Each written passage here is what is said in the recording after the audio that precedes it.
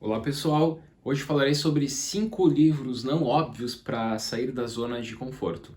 Por que 5 livros não óbvios? Porque alguns são óbvios na filosofia, né? Eles são muito clássicos, muito conhecidos. Então, eu separei aqui 5 obras que não seriam listas óbvias, assim acho pelo menos, né? E falarei rapidamente sobre cada uma delas, das obras, ou pelo conteúdo ou como ela entrou na minha vida. Então, farei essa relação ou conteúdo ou como eu tive o contato com essa obra. E, enfim, a ideia desse vídeo então é listar essas 5 obras. Por isso mesmo peço para vocês também colocarem aqui nos comentários do vídeo algumas obras, 5 talvez, né? Por que não? Que vocês consideram também obras indispensáveis para sair da zona de conforto. Bom, então é isso. Então eu vou passar aqui para a lista. Antes disso, curtir o vídeo, se inscrever aqui no canal e comentar aqui embaixo a lista de vocês. Peço isso para vocês porque isso é bem importante aqui para o canal mesmo. Então por isso que eu sou toda hora pedindo isso para vocês, porque isso acaba contribuindo bastante mesmo com o trabalho aqui no canal e a gente continua produzindo vídeos e conteúdos aqui para vocês. Bom, então passo aqui a lista. O primeiro livro que eu separei é o livro Dialética do Esclarecimento do Adorno e Horkheimer. E aqui nesse livro eu vou dar uma ênfase especial a um capítulo do livro, que é o capítulo chamado A Indústria Cultural, o Esclarecimento como Mistificação das Massas. Eu poderia indicar, obviamente, todo o livro, né? Mas aqui eu indico especialmente esse capítulo porque é o capítulo que os autores, e aqui eu diria o Adorno, né, que é o grande especialista da questão da indústria cultural. Aqui a obra foi assinada pelos dois, mas nós não sabemos que capítulo cada um escreveu, se foi junto, enfim.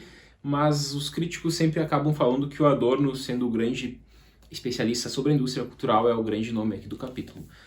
Bom, o que significa indústria cultural aqui, né? Indústria vem do termo, né, racionalização dos procedimentos de planejamento e consequente padronização dos produtos. E cultura, né, que remete ao mundo da cultura. A cultura como um todo, né?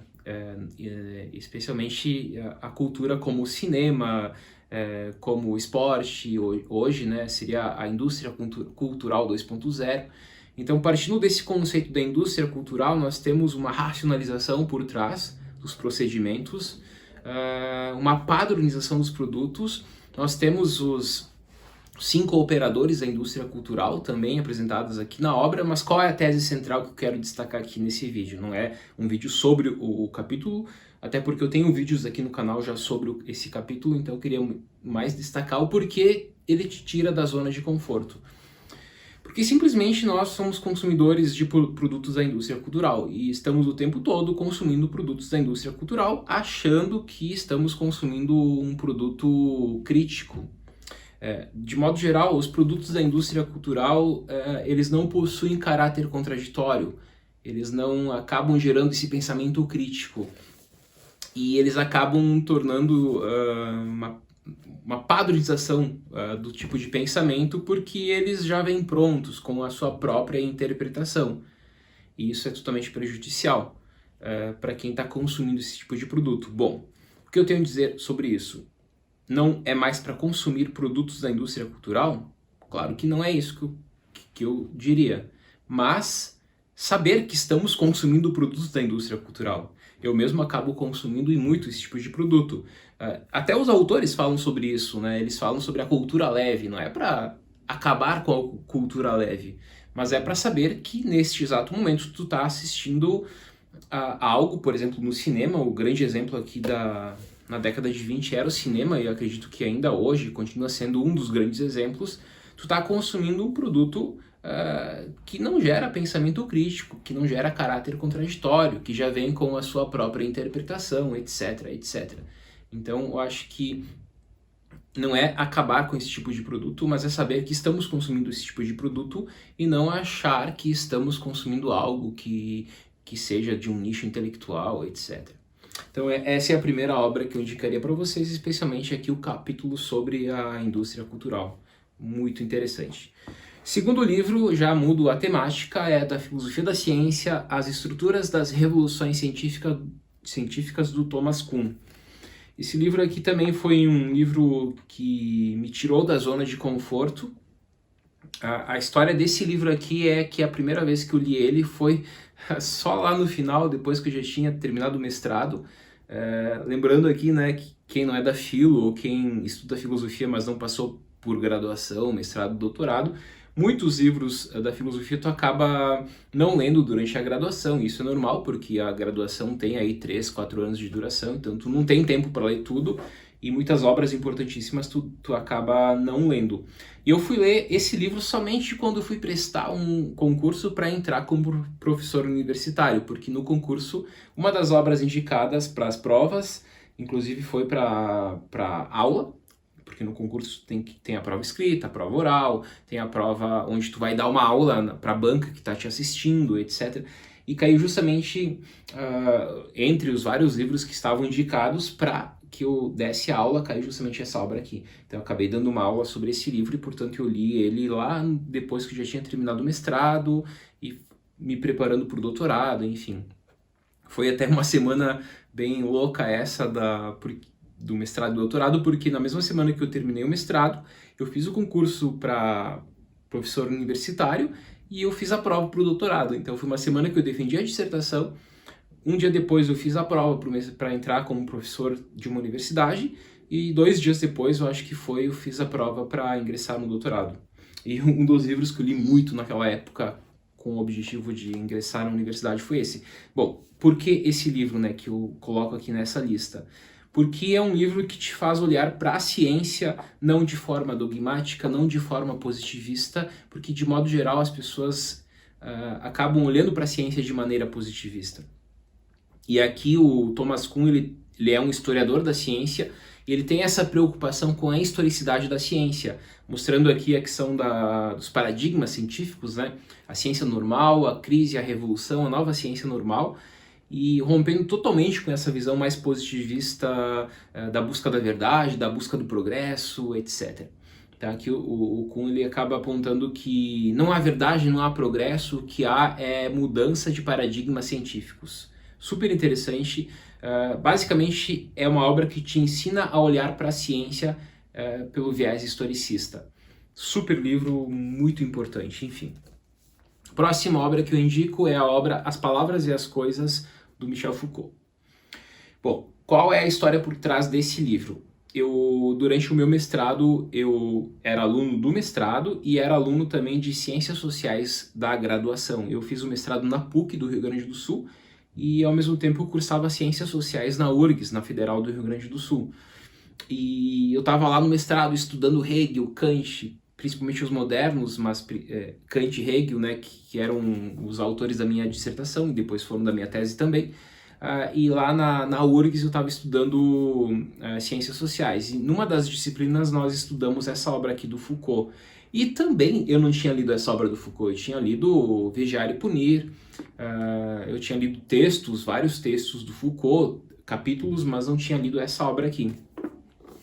E essa obra foi assim fantástica porque ela me ajudou a entender muito essa relação de palavras e coisas e todo o paradigma que ele acaba apresentando aqui, né, que é basilar aí para o pensamento dele, mas para o pensamento do século XX.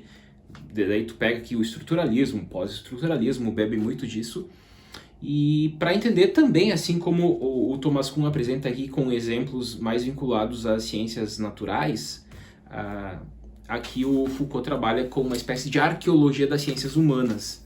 É aqui que ele fala do homem que já está morto, nasceu e já está morto e tal. E bem no início da obra, eu comecei a leitura e já fiquei impactado, porque bem no início da obra, no primeiro parágrafo, ele apresenta a famosa divisão dos animais de uma enciclopédia chinesa, citada pelo Borges e tal, e ele finaliza o parágrafo com a seguinte frase: no deslumbramento dessa taxonomia, que é o que ele tinha apresentado anteriormente, o que de súbito atingimos, o que graças ao apólogo nos é indicado como o encanto exótico de um outro pensamento. Resumindo, né? O encanto exótico de um outro pensamento, o que nos gera espanto, é o limite do nosso pensamento. Ou seja, a impossibilidade patente de pensar isso. Então, o encanto exótico de um outro pensamento nos mostra o limite do nosso pensamento. Então, nós temos um limite no nosso pensamento, e tudo que está fora do nosso pensamento é o outro. Daí ele trabalha com a questão das heterotopias e tal. Super obra aqui, indico como uma porta de entrada aqui ao pensamento de Foucault, apesar de ser uma obra mais complicadinha, difícil, mas eu gosto muito, muito mesmo dessa obra aqui. Então essas são as 3 obras até agora. Adorno e Horkheimer, Dialética do Esclarecimento, Estrutura do Thomas Kuhn e As Palavras e as Coisas do Foucault. A 4ª obra é O Elogio da Loucura do Erasmo de Roterdã. Aqui eu volto para o Renascimento. Essa super obra, curtíssima, onde o Erasmo faz uma sátira às grandes personalidades da época dele, com ênfase aqui, obviamente, a Igreja, por exemplo, né? E aqui, porque essa obra ela é super interessante nesse sentido, né, de te tirar da zona de conforto. Porque é a obra que ele faz, como o título aponta, um elogio à loucura. De modo geral, a filosofia elogia a razão e critica a loucura, critica a falta de razão. E aqui temos os vários termos a partir dos momentos históricos que acabam falando o que seria essa falta de razão, né? Mas aqui o Erasmo faz justamente o caminho inverso. Calma aí. Porque se elogia a razão desde lá dos gregos, né, antigos, desde o século V, por exemplo, da figura de Sócrates, Platão, e a falta de razão, a loucura no caso, né? Então ele faz um elogio à loucura. A loucura aqui é apresentada em primeira pessoa, então é a loucura fazendo um autoelogio durante a obra, e a deusa loucura, a loucura aqui é uma deusa. E ele mostra basicamente aqui que, por exemplo, uma das teses que a felicidade não é encontrada na razão, mas é encontrada na loucura. Então, por que sair da caverna de Platão, em outras palavras, né? Por que se defende tanto a via da episteme? Por que se defende tanto a via da racionalidade? É uma obra que é totalmente oposta à história da filosofia. O Nietzsche, lá na frente, em Crepúsculo dos Ídolos, em outras obras, ele vai também apontar uma dura crítica à racionalidade lá dos gregos, da figura de Sócrates, por exemplo, né? E aqui o Erasmo faz uma dura crítica aos 7 sábios gregos, apontando que as grandes máximas dos 7 sábios gregos iam sempre pela via da razão, mas o Erasmo está indo pela via da loucura. É super engraçado o livro, é uma sátira e é uma leitura super leve, gostosa e, de fato, te abre os olhos aí para esse mundo aí que é desconsiderado pela filosofia. E eu finalizo essa lista aqui com um livro que não é da filosofia, mas é sim da literatura, que é o famoso As Aventuras de Robinson Crusoe, do Daniel Defoe. Essa obra foi uma das primeiras obras que eu li lá quando eu era adolescente, 13, 14 anos, e foi óbvio que eu já tinha lido vários outros livros, mas foi a primeira obra assim que me impactou e que eu li várias vezes ela, naquela época já, mas depois eu li outras também. A cada 5, 6 anos eu acabo lendo algumas obras que foram importantes para mim, por puro prazer mesmo, e essa é uma delas. Então, o Robinson Crusoe aqui, a maioria, né, deve conhecer as aventuras do Robinson Crusoe, o fato de ter ficado numa ilha sozinho, etc.